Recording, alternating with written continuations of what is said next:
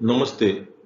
आज इस व्याख्यान के माध्यम से मैं आपको एक बीजपत्री तने की आंतरिक संरचना को विस्तार से समझाने का प्रयास करूंगा और ट्रिटिकम एस्टिवम यानी वीट और गेहूं जिसे कहते हैं अपन, वो एक बीजपत्री पौधा है और उसकी संरचना को इस व्याख्यान के माध्यम से समझाऊंगा। इस व्याख्यान के माध्यम से, जैसा कि मैंने पहले व्याख्यान में आपको टिपिकल डाइकोट स्टेम की आंतरिक संरचना के बारे में बताया था, और आज मैं आपको टिपिकल मोनोकोट स्टेम की आंतरिक संरचना के बारे में बताऊंगा। तो इन दोनों व्याख्यानों के तुलनात्मक अध्ययन से आप एक बीजपत्री और द्विबीजपत्री तने की आंतरिक संरचनाओं में क्या क्या अंतर हैं उनको भी जानने का प्रयास करेंगे। उनके आप नोट्स बनाएंगे, क्योंकि परीक्षा में एक बीजपत्री और द्विबीजपत्री तने की आंतरिक संरचना में अंतर स्पष्ट कीजिए या क्या क्या विभिन्नताएं पाई जाती है बताइए। तो उसमें आपको इन दोनों व्याख्यानों से सहयोग मिलेगा। एक बीजपत्री तने की आंतरिक संरचना में जो महत्वपूर्ण एनाटॉमिकल कैरेक्टर्स हैं उनमें से प्रमुख है कि एक बीजपत्री तने में जो आंतरिक टिश्यूज हैं वो कोर्टेक्स तथा पित्त में विभेदित नहीं होते, और इन सभी ऊतकों को कलेक्टिवली ग्राउंड टिश्यू कहा जाता है, यानी भरण ऊतक कहा जाता है। एक बीजपत्री तने की आंतरिक संरचना में अंतस्थ त्वचा, जिसे एंडोडर्मिस कहते हैं, सदैव अनुपस्थित होती है तथा वेस्कुलर बंडल है वो भरण ऊतक यानी ग्राउंड टिश्यू में बिखरे हुए पाए जाते हैं। जब अपन वीट की बात करते हैं तो वीट में ये दो वलयों में व्यवस्थित होते हैं। आगे की स्लाइड में मैं इसके आरेखों के माध्यम से उन्हें विस्तार से समझाने का प्रयास करूंगा। एक बीजपत्री तने में जो संवहन पुल है कॉन्जॉइंट, कोलेटरल तथा क्लोज्ड प्रकार के होते हैं। द्विबीजपत्री में कैसे होते थे?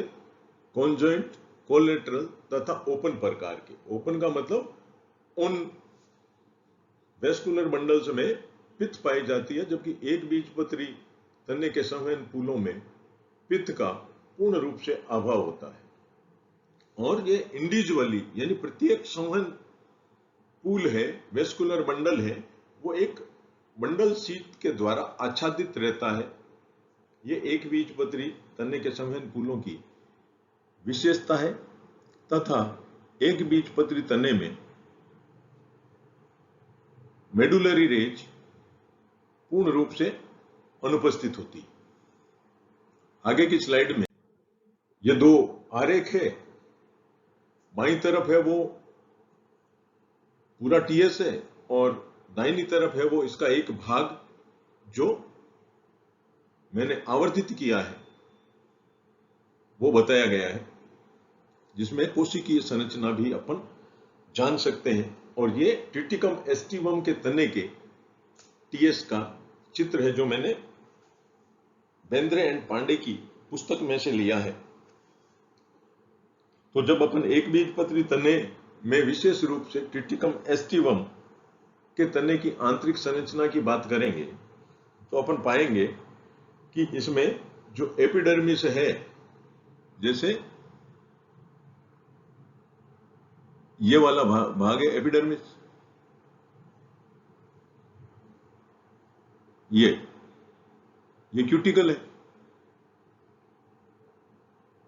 ये एपिडर्मिस है। एपिडर्मिस एक कोशिका मोटी एक आउटर मोस्ट परत है जिसके बाहर की तरफ क्यूटिकल आच्छादित रहती है, और एपिडर्मिस में कहीं कहीं स्टोमेटा भी पाए जाते हैं जिन्हें अपन रंध्र कहते हैं।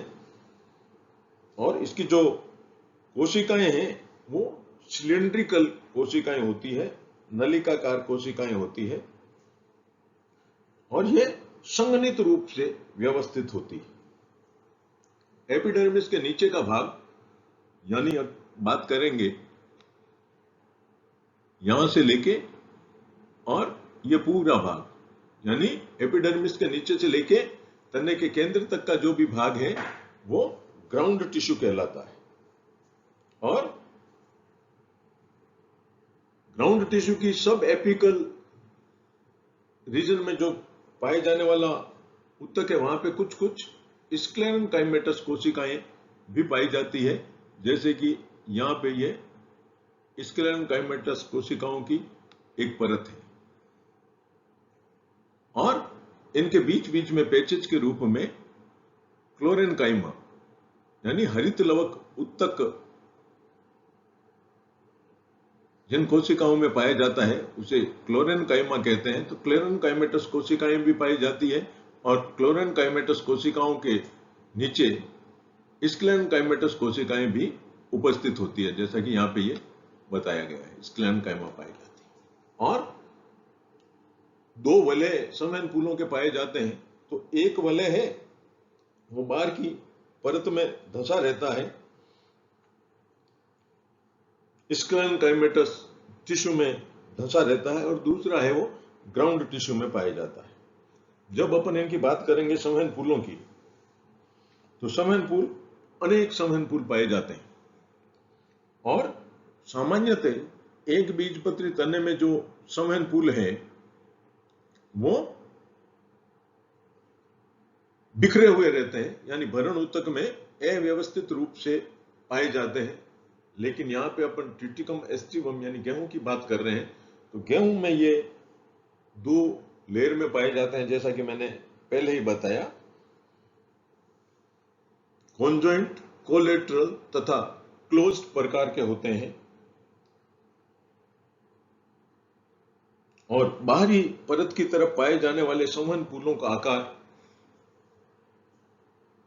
अंदर की तरफ पाए जाने वाले संवहन फूलों की तुलना में छोटा होता है, और आकार छोटा होगा तो उनकी संख्या भी बहुत ज्यादा होगी। प्रत्येक संवहन फूल कॉन्जॉइंट, कोलेटरल, एंडार्क, जैसा कि द्विबीजपत्री में भी बताया था, प्रोटोजाइलम टुवार्ड्स सेंटर और मेटाजाइलम टुवार्ड्स पेरिफेरी, इस तरह की जो व्यवस्था है संवहन फूल में जाइलम अरेंजमेंट की, उसे एंडार्क या अंतः आदिदारुक जाइलम कहा जाता है, इसमें पाए जाते हैं। और स्क्लेरेनकाइमेटस मंडल शीत है, यानी दृढ़ ऊतक की है, मंडल शीत है, पूल आच्छद है, वो इनकी विशेषता होती है। और जाइलम है वो वाई शेप्ड, वाई के आकार में व्यवस्थित होता है। अगर अपन जाइलम को देखेंगे, यहाँ पे ये जाइलम है, इसे देखेंगे तो ये वाई का निर्माण करता है, ये एक पार्ट और ये दूसरा पार्ट, तो ये वाई का निर्माण करता है। तो जाइलम वाई शेप्ड व्यवस्था में पाए जाते हैं। मेटाजाइलम वैसे के नीचे प्रोटोजाइलम वैसे पाई जाती है, ये इसको वाई का रूप देती है। Phloem outer part of vascular bundle, vascular bundle के बाह्य भाग का निर्माण करता है, जैसा कि यहां पे ये फ्लोएम बताया गया है। ये मेटाजाइलम है और मेटाजाइलम के ऊपर जो यहां पे दर्शाया गया है ये फ्लोएम है।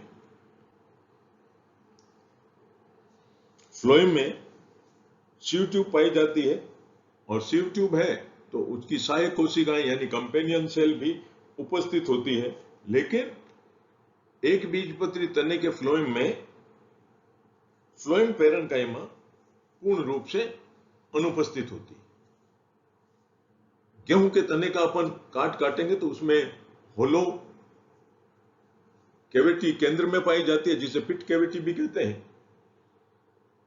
तो इस तरह से आज के इस व्याख्यान के माध्यम से मैंने एक बीजपत्री तने के विभिन्न भागों को और विभिन्न भागों की क्या क्या विशेषताएं हैं उनको बताने का प्रयास किया।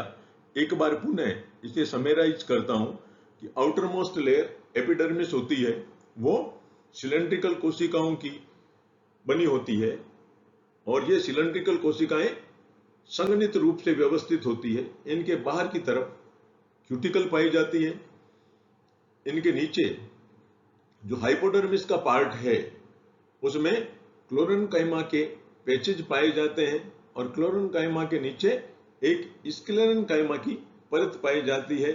इस स्क्लेरेन्काइमा की परत में गेहूं के पौधे के तने में संवहन पुल पाए जाते हैं। उनकी बाहरी परत में, बाहरी लेयर में पाए जाने वाले संवहन पुल धंसे रहते हैं और संवहन पुल जो होते हैं वो कॉन्जॉइंट, कोलेटरल, एंडार्क एंड क्लोज्ड प्रकार के होते हैं। फ्लोएम में पेरेन्काइमा नहीं पाई जाती। जाइलम में जो प्रोटोजाइलम और मेटाजाइलम का अरेंजमेंट है वो एक अंग्रेजी की वाई अक्षर की आकृति का निर्माण करते हैं।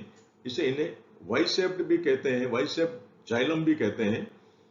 और इसके केंद्र में खोखली कैविटी पाई जाती है जिसे पिट कैविटी कहते हैं। तो आज का ये व्याख्यान और पहले जो टिपिकल डाइकोट तने की आंतरिक संरचना के बारे में दिए गए व्याख्यान का दोनों का तुलनात्मक अध्ययन करके आप अपने नोट्स बनाने का प्रयास करें कि इनमें क्या क्या एक बीजपत्री तने में और द्विबीजपत्री तने की आंतरिक संरचनाओं में क्या क्या अंतर है।